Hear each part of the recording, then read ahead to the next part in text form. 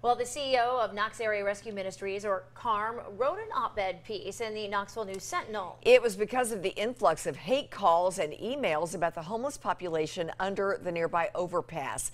This story is KARM's way of setting the record straight, addressing those concerns. Well, new here at 6 o'clock, 6 on your side reporter Gabriella Pagan taking those concerns to the city and shares what they have planned.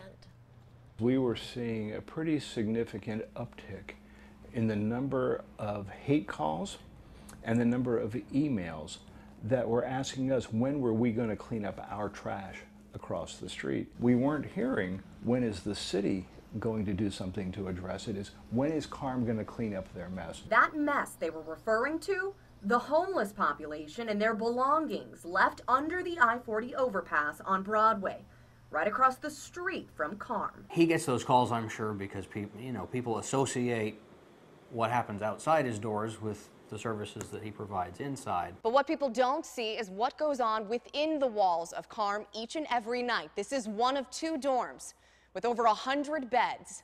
KARM houses anywhere from 350 to 400 people each and every night who are experiencing homelessness, men, women, and children. But those are folks who want to be here, who need our help and are desiring our help.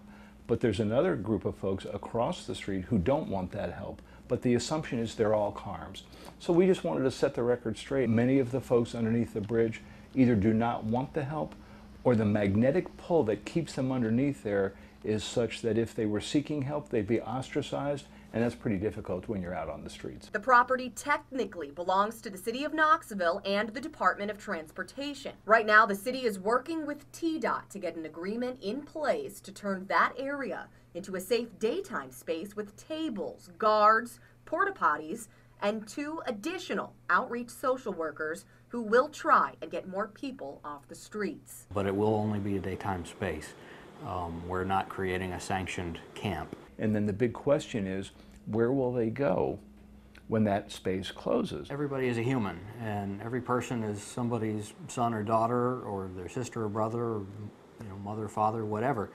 And as a community that cares about people, we have to care about everybody. In Knoxville, Gabriella Pagan, WATE, 6 on your side.